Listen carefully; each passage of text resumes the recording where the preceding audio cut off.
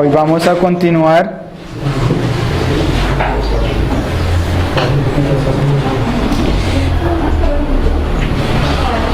continuar con nuestros estudios acerca de la doctrina de la gracia, y hoy vamos a estudiar el segundo punto, que es la elección incondicional. Este punto de la elección incondicional, como nosotros estuvimos viendo en la introducción, es el primer punto de la doctrina de la gracia. Este fue el primer punto presentado por la protesta arminiana al Sínodo de Dort. Recordemos que los arminianos lo que primero que estaban haciendo era atacar la doctrina bíblica de la predestinación que la Iglesia ya había creído antes por más de 1600 años. Por lo tanto, es lógico que la elección divina sea el primer punto en cuestión acerca de la protesta arminiana. Nosotros no estamos estudiando las doctrinas de la gracia como fueron presentadas en el Sínodo de Dort, sino más bien las estamos estudiando en un sentido mucho más lógico para nosotros poder entenderlas y comprenderlas más fácil cuando nosotros las estamos estudiando. La respuesta del Sínodo de Dort al primer punto de la protesta arminiana, porque la protesta arminiana era de una elección condicional, donde afirmaban los arminianos que Dios predestinó a salvación en general a todos los que creyeran en Cristo y perseverarían en su fe hasta el fin. Así que la condición para la elección es una fe prevista. Podemos decir que los arminianos creen que Dios, por su omnisciencia, prevé quién son los que iban a creer en Cristo para salvación e iban a perseverar en su fe hasta el final de su muerte. Y a estos es a los que Dios predestinó. Vemos que esta postura es como si Dios ratificara la elección que el hombre pecador iba a hacer. Entonces aquí es una elección, como vemos, condicional, porque hay una condición y es la fe prevista. O sea, Dios ratifica la elección que iba a hacer el hombre. Porque la condición para la elección de los seres humanos es que los humanos iban a escoger a Dios y Dios iba a ratificar esta elección. Por eso nosotros decimos acá elección condicional, porque la condición para la elección es la fe prevista, que es lo que creen los arminianos. La respuesta del Sínodo de Dort a los arminianos acerca de la elección condicional fue la elección y reprobación, donde dijo que Dios predestinó a un cierto número de personas a salvación y dejó a los demás en su perdición. Todos los hombres están perdidos y Dios rescata a algunos y deja a los demás en lo mismo que ellos han escogido, siendo un número fijo e inmutable de los que Dios ha elegido. Vemos que al comparar la declaración del Sínodo de Dort con el postulado del sistema arminiano, vemos que en el sistema arminiano es una elección muy general, ya que cada persona se le da suficiente gracia para ser salvo y cada persona va a ser recompensada o castigada por esta gracia. En cambio vemos que en el sistema calvinista o en el sistema de la doctrina de la gracia es una elección de Dios, es una elección que Dios está haciendo, pero es una elección muy personal. Es Dios escogiendo a cada cristiano individualmente. Podemos ilustrar esto de la siguiente manera. Supongamos que nosotros acá nos encontramos en un salón de clase y yo les digo, alguien que me traiga la tarea que le dejé la última vez. Entonces todos se miran y alguien se para voluntariamente. Digamos que Leonardo se pare voluntariamente y me trae su tarea. Voluntariamente Leonardo escoge traerme su tarea. Ahora supongamos que estamos en el salón de clase y yo digo, por ejemplo, Jesús, tráigame la tarea para yo revisarla. Aquí yo estoy eligiendo quién es el que me debe traer la tarea. Si analizamos los dos casos, ¿en cuál de los dos casos yo estoy haciendo una elección? En el primer caso, cuando Leonardo viene voluntariamente y me trae su tarea, o en el segundo caso, cuando yo digo a Jesús que me traiga su tarea. En el segundo caso hay una elección, ya que en el primer caso no hay una elección porque yo estoy esperando que alguien voluntariamente me traiga su tarea. Que alguien según su voluntad diga yo quiero llevar la tarea, por lo tanto en el primer caso no hay elección. En el segundo caso, si hay elección, pues yo estoy llamando específicamente a una persona, estoy llamando específicamente a Jesús. En el primer caso, Leonardo se escogió a sí mismo para presentarme su tarea, pero en el segundo caso, yo escojo, según mi voluntad, quién es el que me debe traer la tarea. Por lo tanto, la doctrina de la elección solo vamos a nosotros a encontrar solo dos posiciones. Y como acabamos de ver, una de estas dos posiciones, una va a ser la posición arminiana, donde ellos piensan que las personas escogen a Dios y luego Dios los escoge. Vemos que es una gracia que recompensa. Y la otra posición es la posición calvinista, donde Dios, por el puro afecto de su voluntad, escoge a cada cristiano individualmente. Incluso si nosotros vamos mucho más atrás de la historia, podemos ver que una posición es semipelagiana y la otra posición es la posición agustina. Entonces en el mundo evangélico solamente está dividido, por así decirlo, en cuanto a la elección entre calvinistas y arminianos.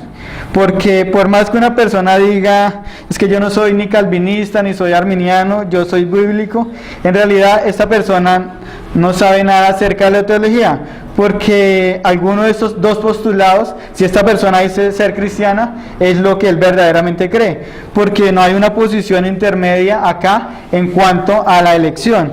Porque si le preguntamos a esta persona que dice ser cristiana, ¿tú escogiste a Dios o Dios te escogió a ti?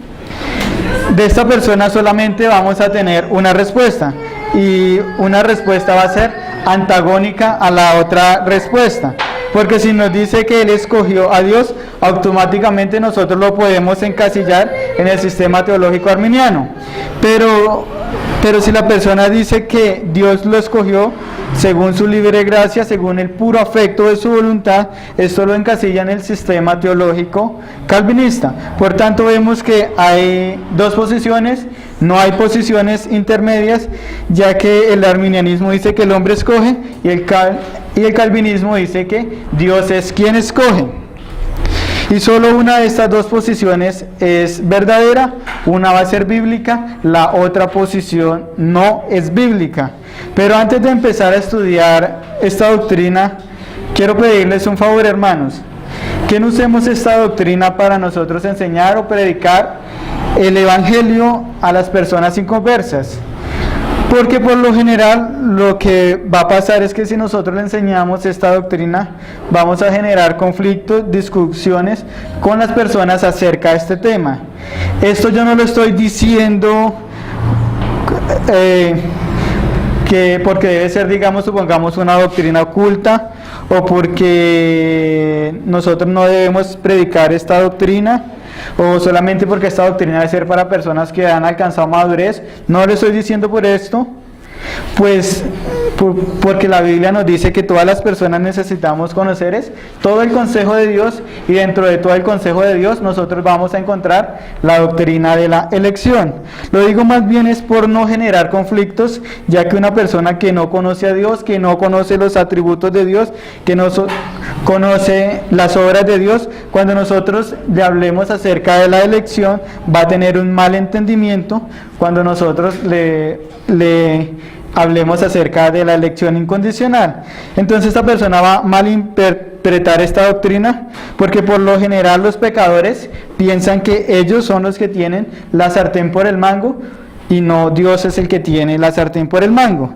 Recordemos que todos nosotros nacemos arminianos, porque todos antes de venir al Señor pensábamos que nosotros podíamos ir libremente a Dios, pero por la gracia de Dios nosotros somos calvinistas, porque el Señor nos muestra por medio de su palabra que por su gran amor, por su gran misericordia que ha tenido con nosotros, Él es el que nos ha dado vida espiritual cuando nosotros estábamos muertos en nuestros delitos y pecados. Además de todo esto que acabé de decir, nosotros también podemos decir, incluso también podemos apreciar que muchas iglesias que se consideran cristianas aborrecen la doctrina de la elección, pues muchos piensan que esta doctrina hace a los hombres unos robots y acaba con el libre albedrío del hombre. Y son muchos los predicadores evangélicos que vamos a encontrar en la actualidad que muy audazmente tuercen la escritura para enseñar en contra de esta doctrina. Doctrina que la Biblia enseña claramente en toda la escritura. Incluso si nosotros hemos leído el Nuevo Testamento, podemos encontrar que hay más de 50 pasajes que apoyan esta doctrina. Y como dije, muchos enseñan en contra de esta doctrina. Por tanto, esta es una doctrina aborrecible por muchos, incluso dentro del mismo cristianismo. Pero debemos tener cuidado a quién enseñarles y también compartirle esta doctrina. La causa por la que muchos odian esta doctrina es, muchas veces puede ser por falta de conocimiento, otras veces puede ser por orgullo en el corazón del hombre, pues no quieren ser transformados por lo que la Biblia enseña en su palabra.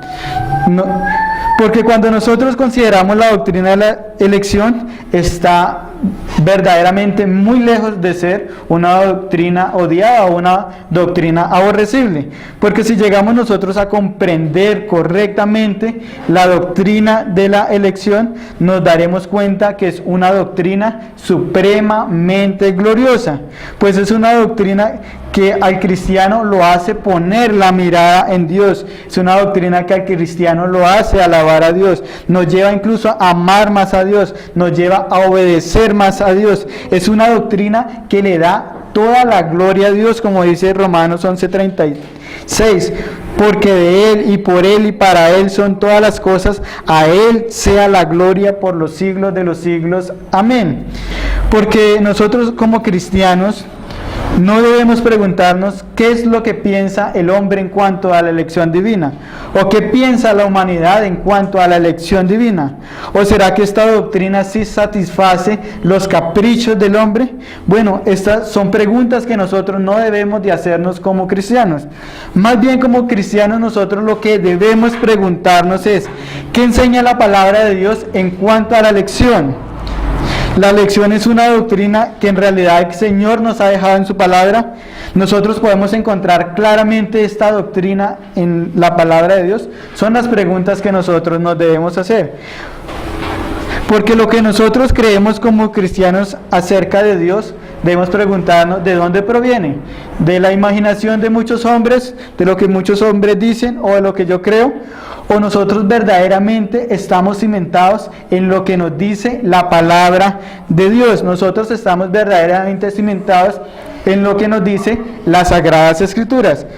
Porque si creemos conforme a la Biblia, nosotros lo que estamos haciendo es que le estamos creyendo verdaderamente a Dios. Pero si nosotros no estamos creyendo conforme a la Escritura, nosotros lo que estamos haciendo es que le estamos creyendo a nuestra imaginación o le estamos creyendo a los hombres. Y el Señor nos dice en el Salmo 146, nos da una advertencia que dice: no confíes en los príncipes ni en hijos de hombre. ¿Por qué? Porque en ellos no hay salvación. Pues sale su aliento y vuelve a la tierra, en ese mismo día perecen sus pensamientos. Volviendo acá otra vez al tema de la elección, para nosotros entender claramente la elección condicional, debemos primero aprender el significado de algunos términos teológicos, que son muy necesarios nosotros saberlos para poder entender esta doctrina. Entonces, el primer término teológico es predeterminación.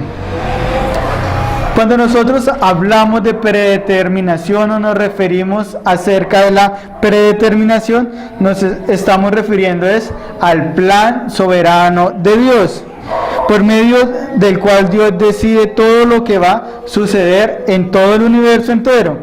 ya que nada sucede en el mundo simplemente por casualidad, ya que Dios está detrás de todas las cosas que suceden, pues Dios decide y hace que las cosas sucedan. Dios nunca se encuentra al margen de ninguna situación que nosotros tengamos o de ninguna situación que esté pasando en el mundo.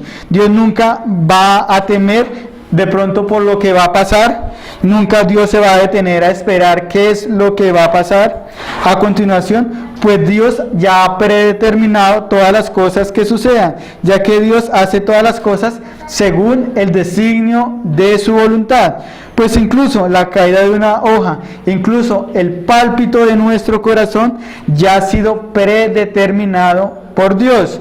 Incluso el pecado del hombre, sin Dios ser el autor, Dios ya ha predeterminado, ya ha sido esto predeterminado por Dios.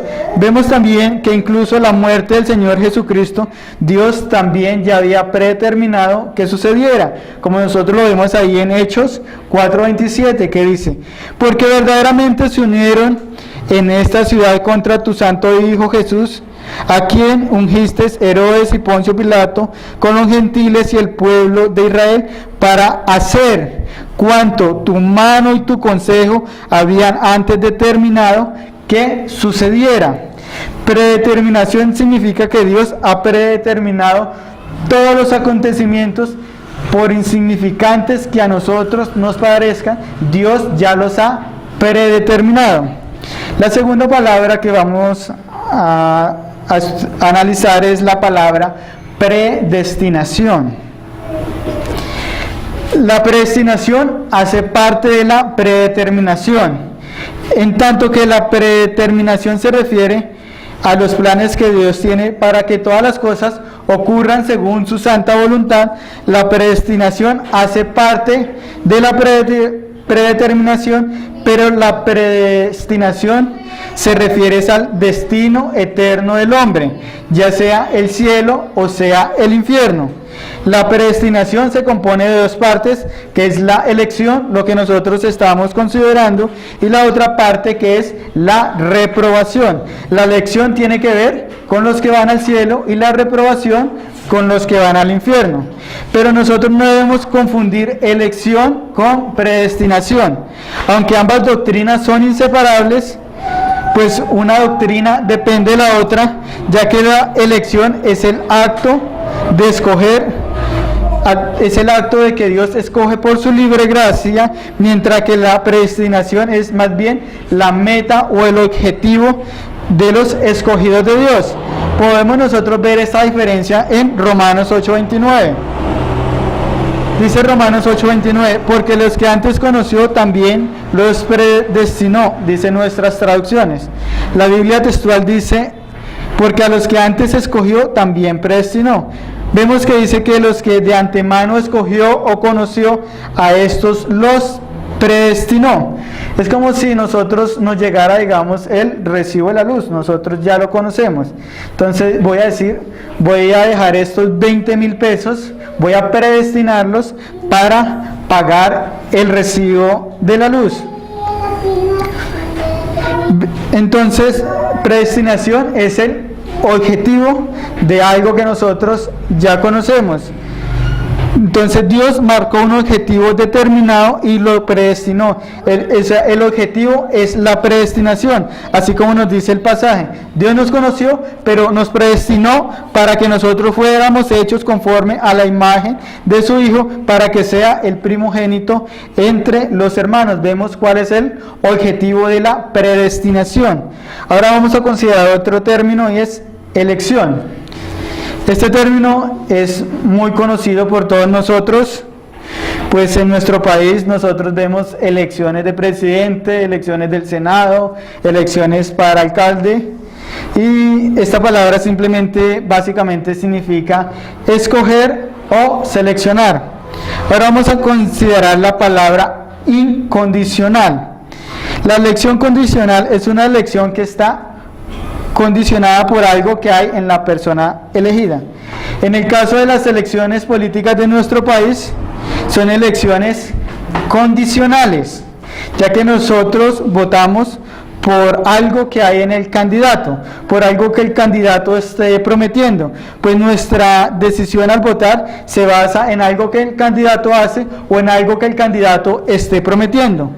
Pero cuando nosotros hablamos de la elección divina, es una elección incondicional.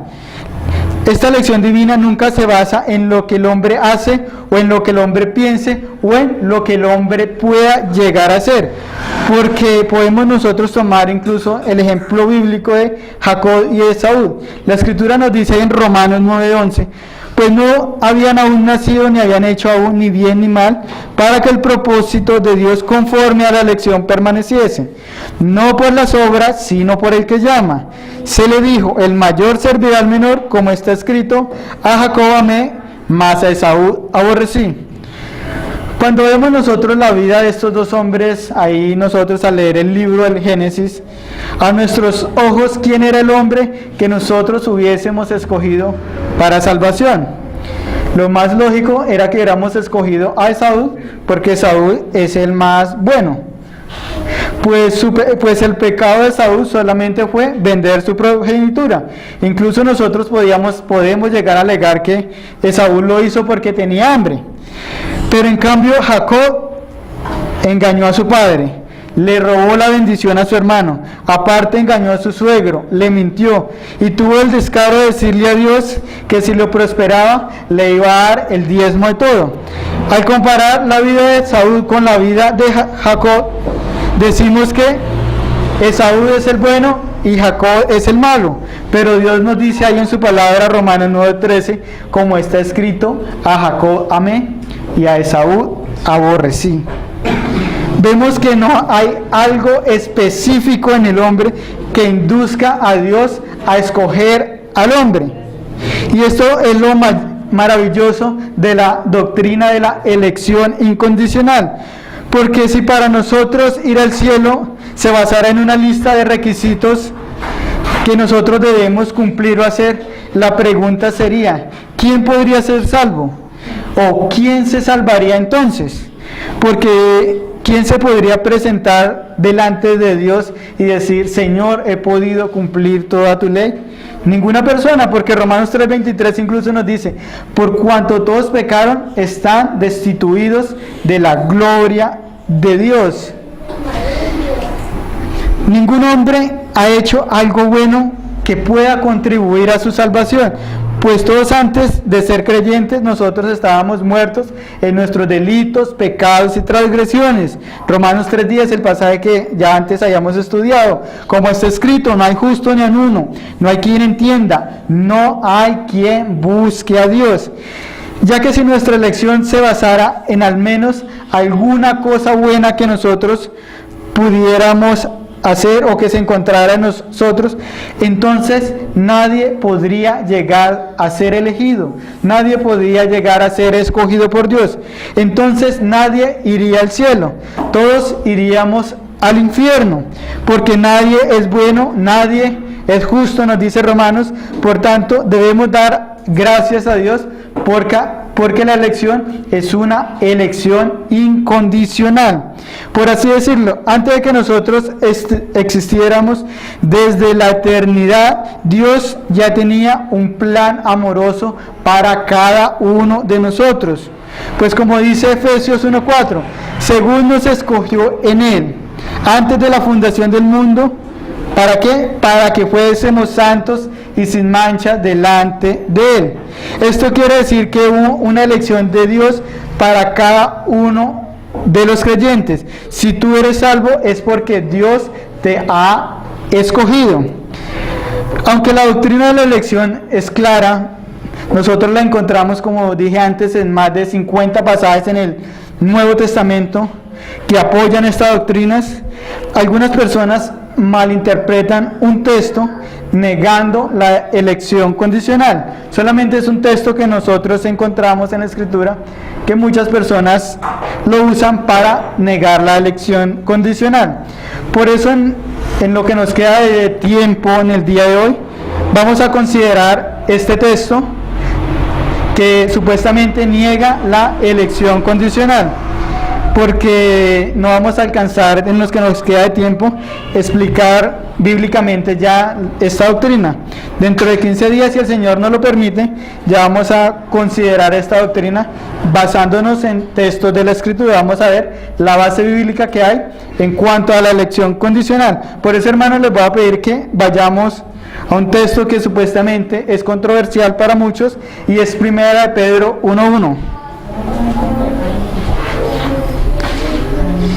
Este texto muchos lo usan para decir que la elección es condicional.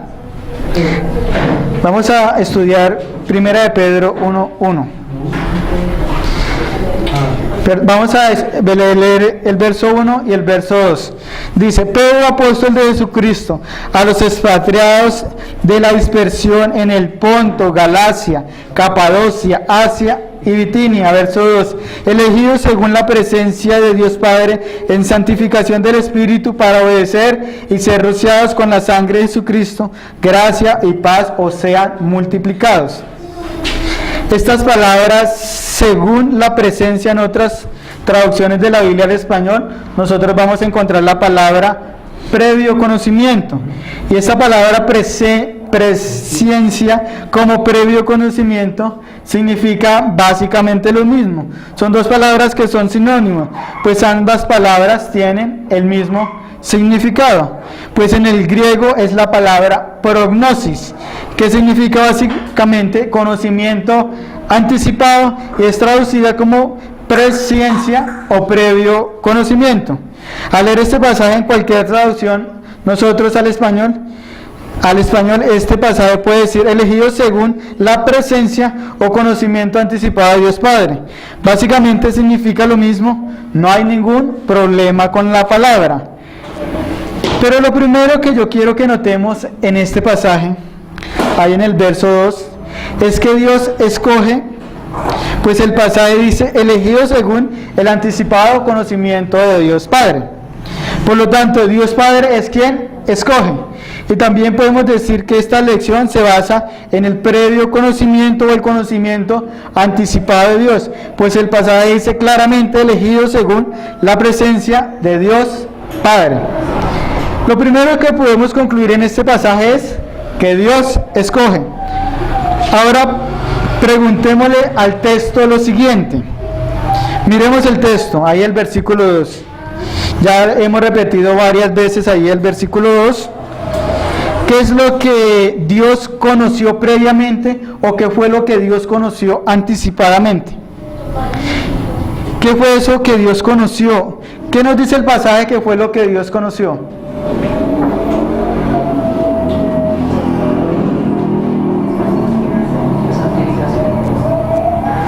No, en la primera parte, ¿qué fue lo que Dios conoció?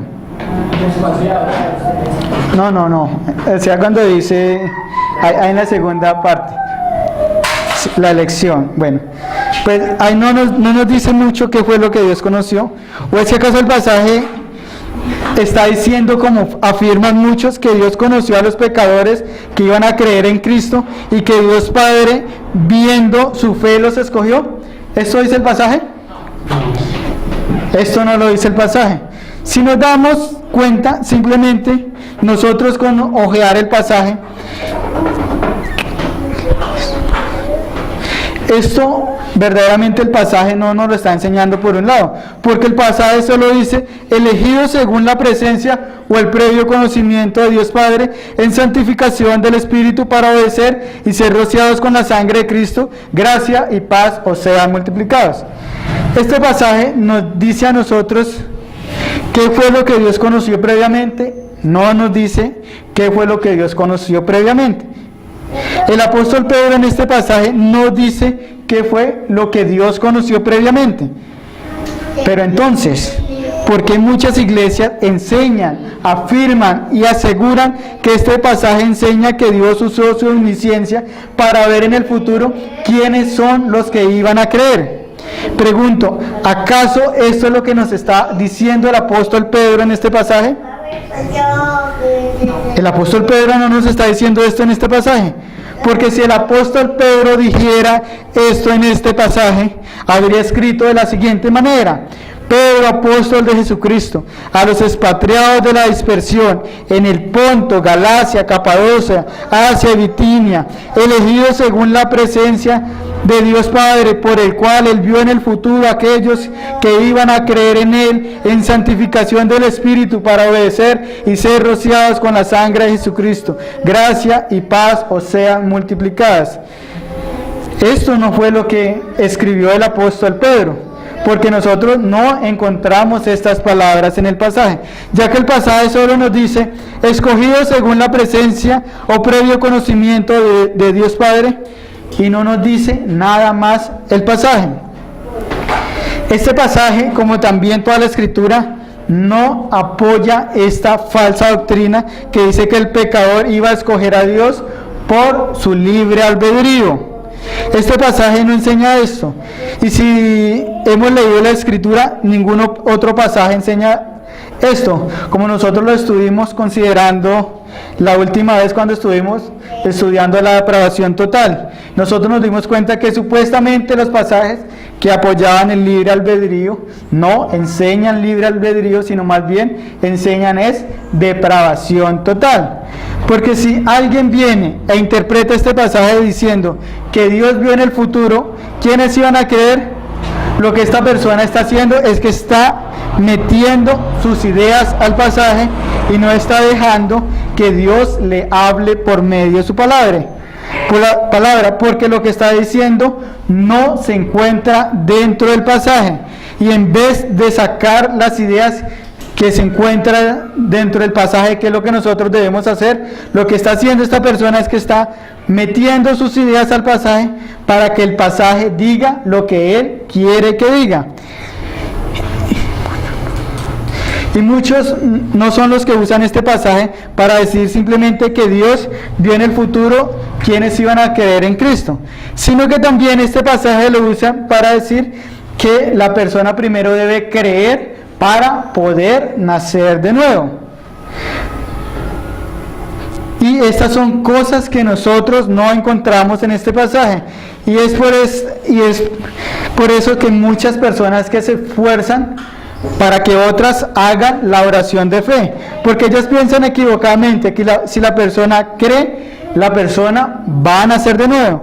Pero las Escrituras enseñan lo contrario, que la persona debe nacer de nuevo para poder creer. Por lo tanto, podemos decir que 1 Pedro 1 y 2 no enseñan lo que muchos están enseñando.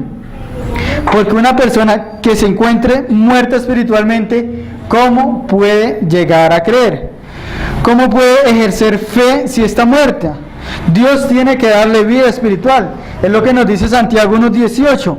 Él de su voluntad nos hizo nacer por la palabra de verdad para que seamos primicias de sus criaturas.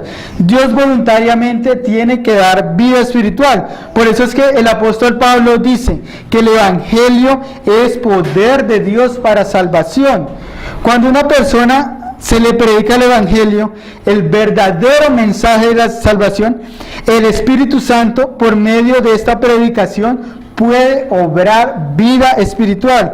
Así que una persona nace de nuevo cuando el Espíritu Santo le da vida espiritual y lo habilita para que él puede creer. Por eso es que el Señor Jesús dice en Juan 5:25, de cierto os digo, viene la hora, y ahora es, cuando los muertos oirán la voz del Hijo de Dios, y los que oyere vivirán. A los que el Espíritu Santo regenere, estos vivirán. Por lo tanto, debemos nacer de nuevo para poder creer y tener vida espiritual. Si nosotros le predicamos a una persona, el Espíritu Santo puede obrar en una persona y darle vida espiritual para que esta persona pueda creer. Pero el Espíritu Santo obra según su voluntad, como nos dice el pasaje de Santiago 1:18. Dice que Él, Dios de su voluntad, nos hizo nacer de nuevo por su palabra. Aunque hay algunos pasajes que algunos malinterpretan para decir que primero se debe creer para nacer de nuevo. Vamos a mirar estos pasajes. Y uno de estos pasajes es 1 Juan 5.1. Vamos a ir ahí a 1 Juan 5.1.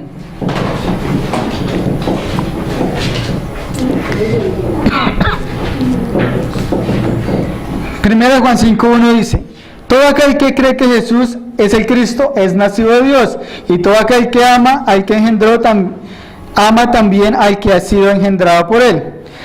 Este pasaje es utilizado por muchos para decir que el hombre tiene que creer para nacer de nuevo, ya que parece indicar que el resultado de nacer de nuevo es creer en Jesús, pues el texto dice: todo aquel que cree en Jesús es el Cristo, es nacido de Dios. Por lo tanto, muchos dicen: crees y naces de nuevo. Ahora vayamos ahí un poco más atrás, 1 Juan 4.7. Dice: amados, amémonos unos a otros, porque el amor es de Dios. Todo aquel que ama es nacido de Dios y conoce a Dios.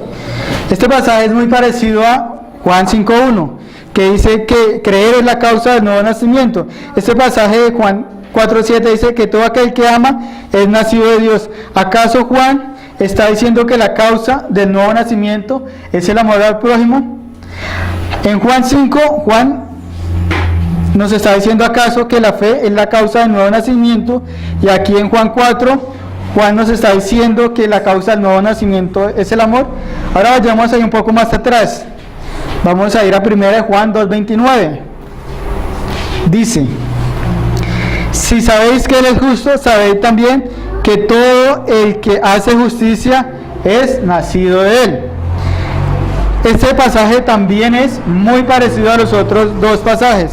Por lo tanto, nosotros podríamos llegar a concluir fácilmente que la causa del nuevo nacimiento es hacer justicia. Pero la pregunta sería: ¿la Escritura enseña que hay tres maneras para nacer de nuevo? ¿O es que acaso la Biblia enseña que uno nace de nuevo por creer en Jesucristo, o puede nacer de nuevo por amar al prójimo, o puede nacer de nuevo por hacer justicia? Bueno, estos pasajes no están enseñando el nuevo nacimiento. Lo que dice Juan en 1 Juan 2.29, que el nacido de Dios hace justicia. Lo que dice Juan en el 4.7, el que nacido de nuevo ama al prójimo. Y en Juan 5.1, el nacido de nuevo cree en Jesucristo. Lo que enseñan estos pasajes es que una persona que es nacida de nuevo hace justicia, una persona que es nacida de nuevo ama a su prójimo, y una persona que es nacida de nuevo tiene en fe en Jesús, porque primero se debe nacer de nuevo para creer. El nacimiento de nuevo viene primero que la fe. Primero necesito ser regenerado, tener vida espiritual para tener fe. Si nosotros leemos Juan 1.12, dice que todos los que le recibieron les dio potestad de ser hijos de Dios. Y estos que le dio potestad de ser hijos de Dios son los que han sido engendrados por Dios. Tuvieron que haber sido engendrados por Dios para poder recibir a Jesucristo. Incluso en la Escritura nunca enseña que el hombre pueda crear su propia fe salvadora. Es verdad que la Escritura manda a los hombres a creer, pero en ninguna parte dice la Escritura que los hombres pueden generar su fe salvífica. Estas son dos cosas muy diferentes. Dios demanda fe, pero el pecador no puede crear su fe salvífica. Porque si nosotros vamos a la Escritura, el autor de Hebreos nos dice que Jesucristo es el autor de la fe salvífica, y Dios da esta fe por gracia. Hebreos 12.2 dice: puesto los ojos en Jesús, el autor y consumador de la fe. La palabra autor la entendemos fácilmente, porque cuando nosotros tenemos un libro, miramos quién es el autor, quién fue el que lo escribió desde el principio hasta el final. Cuando el pasaje dice que Cristo es el autor, quiere decir que Cristo es el iniciador de nuestra fe y es el que termina nuestra fe. Así como cuando se empieza un libro y se termina un libro, inicia y termina la fe. Por lo tanto, cuando nosotros hablamos de fe, debemos saber que la fe que nosotros tenemos en Dios no es una fe nuestra, sino que es una fe prestada. porque ningún pasaje enseña que nosotros podamos podamos crear nosotros fe salvífica. Incluso en Lucas 17:5 dijeron los apóstoles al Señor: aumentanos la fe, porque la Biblia enseña que si la fe es de Cristo, si la fe es de Dios, pues, y que Cristo es el autor y el consumador de la fe, y que la fe es un regalo de Dios. Por eso es que Efesios 2:8 nos dice: por gracia sois salvos por medio de la fe, y esto no es de vosotros, sino que la fe, ¿qué es? Un don de Dios. La salvación, dice el pasaje, que es por gracia, por medio de la fe, y la fe es un don de Dios. Dios tiene que darnos esa fe. Incluso si nosotros leemos ahí Judas 1:3, dice: amados, por la gran solicitud que tenía de escribirlos acerca de nuestra común salvación, me ha sido necesario escribirlos exhortándoos que contendáis ardientemente por la fe que ha sido una vez dada a los santos. Judas nos dice que la fe ha sido dada a los santos, y Dios es el que da esta fe. Romanos 12:3 dice: digo pues, por la gracia que me es dada, a cada cual que está entre vosotros, que no tengáis más alto concepto de sí que el que debe tener, sino que piense de sí con cordura, conforme a la medida de fe que Dios repartió a cada uno. Pablo dice en este pasaje que Dios reparte la fe por medida a cada uno. Y Filipenses 1:29 nos dice: porque a vosotros os es concedido a causa de Cristo, no solo que creáis en Él, sino que también padezcáis por Él. Por causa de Cristo nosotros tenemos fe. Tener fe es un privilegio, porque nos es concedido a causa de Cristo tener fe.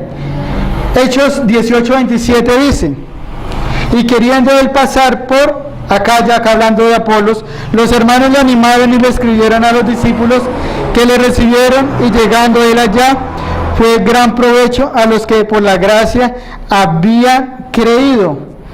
Dice el pasaje que cuando llegó Apolos acá ya fue de provecho a los que por la gracia habían creído.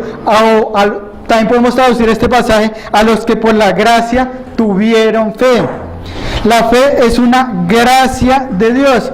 E incluso si nosotros leemos, se me fue el pasaje de Santiago, dice: hermanos, no erréis, todo don perfecto y toda buena dádiva viene viene de Dios, el Padre de las luces. Y la fe es una gracia, la fe es un don de Dios. Por lo tanto, vemos que la fe es un regalo de Dios, y Dios tiene que darnos la fe. Y esta fe viene como consecuencia del nuevo nacimiento. Por lo tanto, cuando nosotros leemos 1 Pedro 1:2, elegidos según la presencia de Dios Padre, Pedro no puede estar diciendo que Dios vio en el futuro quiénes iban a tener fe. Primero, porque el texto no lo dice, y es contrario a lo que enseñan las Sagradas Escrituras, porque la fe es un don de Dios. Dios tiene que darle la fe al pecador. Recordemos que Cristo es el autor, el iniciador de nuestra fe, y es el consumador de nuestra fe. Vamos a concluir acá.